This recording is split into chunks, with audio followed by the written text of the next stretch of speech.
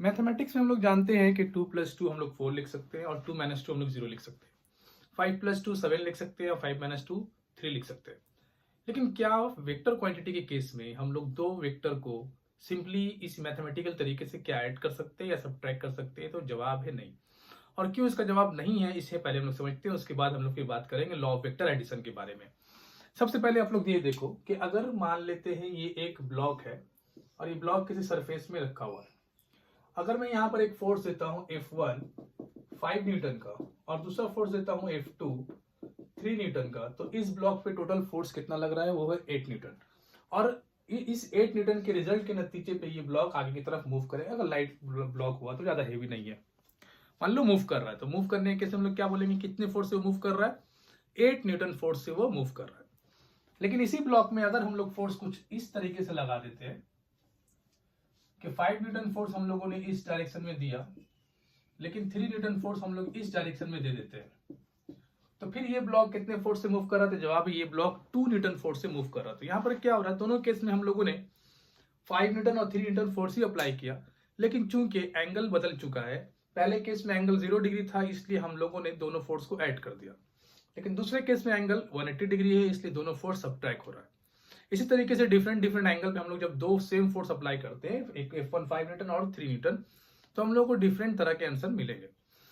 तो इसका मतलब वेक्टर एडिशन में एंगल का एक बहुत बड़ा रोल है कि किस वक्त कब दो फिजिकल क्वांटिटी को, दो वेक्टर क्वांटिटी को हम लोग डायरेक्टली ऐड कर सकते हैं, कब सब्ट्रैक्ट करना पड़ेगा और कब कुछ और रिजल्ट होगा। इसलिए सबसे पहली बात तो ये कि वेक्टर को हम लोग सिंपली मैथमेटिकल तरीके से ऐड या सब्ट्रैक्ट नहीं कर सकते हैं। उसके लिए हम लोगों को कुछ लॉ वगैरह को पढ़ना पड़ेगा, समझना पड़ेगा। तो वही हम लोगों का आज का कंसेप्ट टॉपिक है कि वेक्टर लॉ ऑफ एडिशन के वेक्टर को हम लोग किस तरीके से ऐड कर सकते हैं, और फिर बाद हम लोग देखेंगे सब्ट्रैक्शन का भी केस आएगा।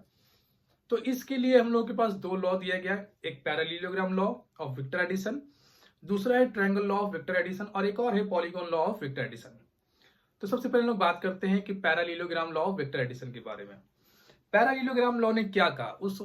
पैरेललोग्राम ने कहा कि अगर दो फोर्स या दो वेक्टर पैरेललोग्राम के दो अगल बगल साइड से रिप्रेजेंट किए जा रहे हैं, तो फिर उन दोनों का रिजल्ट जो होगा वो उन दोनों फोर्स या उन दोनों वेक्टर क्वांटिटीज के बीच से जो डायगोनल बनेगा वो डायगोनल उनका रिजल्टेंट होगा।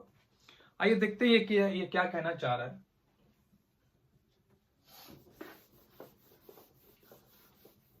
मान लो यहां पर ये एक पॉइंट है या ब्लॉक है, सपोज कर लो, इसके ऊपर एक फोर्स ऐसे लगा, एक वेक्टर क्वांटिटी मान लेते हैं उसका नाम है P, और एक वेक्टर क्वांटिटी ऐसे अप्लाई किया, सपोज कर लो इसका नाम रख देते हैं Q। तो इन दोनों का जो रिजल्ट होगा वो यहां से पास होगा, इन दोनों के बीच में जो डायगोनल बनेगा ये डायगोनल रिप्रेजेंट करेगा इन दोनों के वेक्टर के रिजल्ट को। P और Q का जो रिजल्टेंट होगा वो होगा R, और R रिप्रेजेंट होगा P और Q के बीच से बनने वाला डायगोनल। अब पैरेललोग्राम को अगर हम लोग कंप्लीट कर लेते हैं तो ये कुछ इस तरीके से,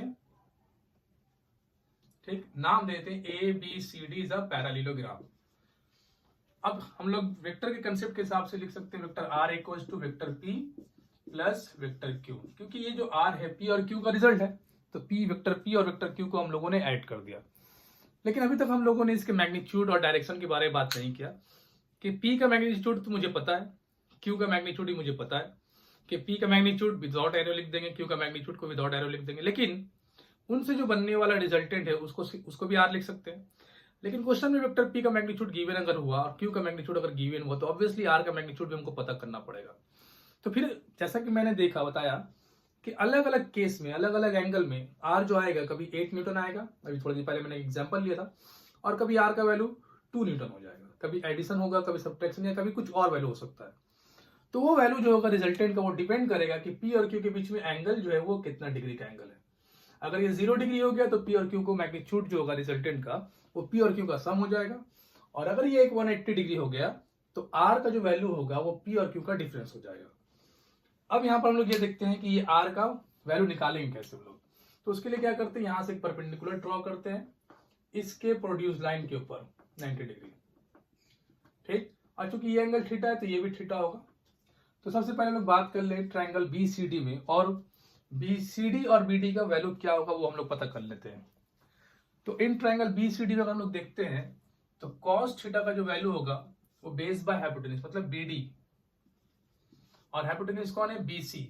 अब चूंकि बीसी और एडी इक्वल वेक्टर है, जैसे मैंने वेक्टर के काइंड्स ऑफ वेक्टर और टाइप्स ऑफ वेक्टर बताया था, तो ये भी क्यू होगा।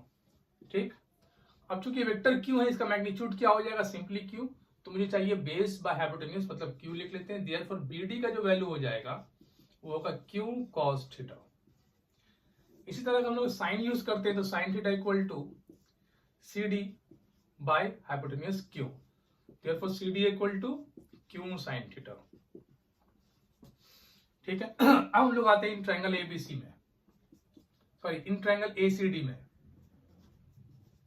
अगर हम लोग पाइथागोरस का यूज करते हैं तो पाइथागोरस के हिसाब से हम लोग लिख सकते हैं AC square equal to AD square plus CD square. यहां पर देखो AC जो है इसका लेंथ जो है वो R है विदाउट एरो, मैग्नीट्यूड R लिख लेंगे इसको R स्क्वायर।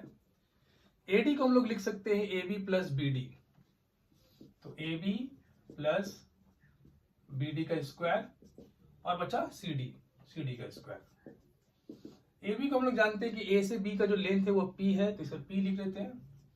और BD जो है वो यहां पर है Q cos थीटा, दिख रहा है, Q cos थीटा लिख लेते हैं। और CD जो है वो है Q sin थीटा।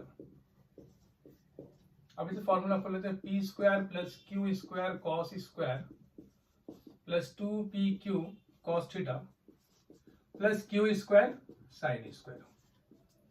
ठीक, अब इन दोनों को अगर हम लोग देखें तो ये बन जाएगा क्यू स्क्वायर, तो P square plus Q square, क्योंकि cos square plus sine square 1 होता है, क्यू स्क्वायर कॉमन निकाल लेने के बाद, प्लस 2PQ कॉस थीटा।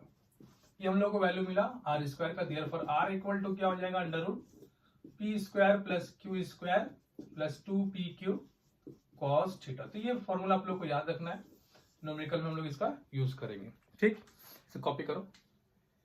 अब अगर हमसे पूछा जाए कि सर इसका डायरेक्शन क्या होगा, ये रिजल्टेंट का जो मैग्नीट्यूड है ये तो हम लोग निकाल लेंगे, क्योंकि पी स्क्वायर, पी का वैल्यू क्यू का वैल्यू हम लोग को गिवन मिलेगा। दो वेक्टर है पी और क्यू, इतना मैग्नीट्यूड तो हम यहाँ पुट कर लेंगे, और दोनों पी और क्यू के बीच में जो एंगल होगा उसे यहाँ पे पुट कर लेंगे, तो हम लोग को एक वैल्यू मिल जाएगा। लेकिन इसके साथ ही साथ अगर पूछा जाए कि डायरेक्शन, ये जो रिजल्टेंट होगा, इस रिजल्टेंट का डायरेक्शन क्या होगा, मतलब क्या कहना क्या है कि अगर सपोज कर लेते हैं कि इस ब्लॉक पे फोर्स लग रहा है यहाँ पर 10 न्यूटन और यहाँ पर 2 न्यूटन, तो ऑब्वियसली अगर ये ब्लॉक मूव करेगा तो इसी डायरेक्शन में मूव करेगा, तो ये रिजल्टेंट फोर्स कितना होगा यहाँ पर, वो होगा 8 न्यूटन। तो 8 न्यूटन तो हम लोग इस फॉर्मूला से निकाल लेंगे। अब इसका चलने का डायरेक्शन भी क्या हो रहा है, ये हो रहा है। लेकिन अगर इसी ब्लॉक पे फोर्स ऐसे लग जाए, 8 न्यूटन यहाँ, 10 न्यूटन यहाँ, इसको हटा दो, तो अब यहाँ पर या इसी भी 10 न्यूटन कर लेते हैं। अब ऑब्वियसली ये ब्लॉक ना इधर जाएगा ना इधर जाएगा, बल्कि यहाँ पे कहीं पे जाएगा। तो इस तरीके से रिजल्टेंट जो होगा वो एंगल के हिसाब से चेंज हो रहा है मैग्नीट्यूड उसका, तो डायरेक्शन भी उसका बदल रहा है। अलग अलग केस में वो अलग अलग डायरेक्शन में मूव करेगा रिजल्टेंट की वजह से वो ऑब्जेक्ट। तो डायरेक्शन क्या होगा, डायरेक्शन निकालने के लिए हम लोग क्या करेंगे, सोच लो, मान लो कि रिजल्टेंट जो है किसी एक वेक्टर के साथ एंगल अल्फा बना के जा रहा है, क्योंकि किसी ना किसी को तो रेफरेंस लेना पड़ेगा जो पहले से वहां प्रेजेंट है, क्योंकि आर तो बना, आर तो रिजल्टेंट है, लेकिन पहले से कौन प्रेजेंट था, पी और क्यू।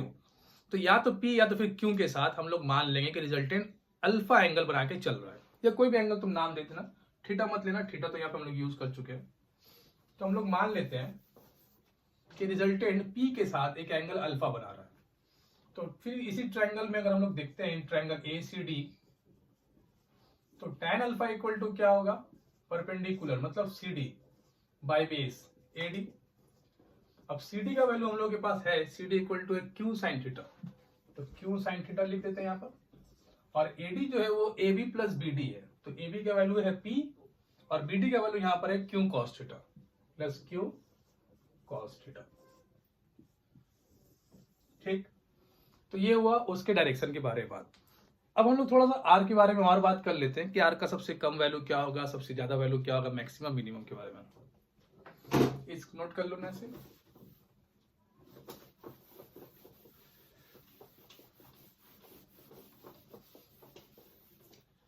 देखो, इफ P और Q गिवन है,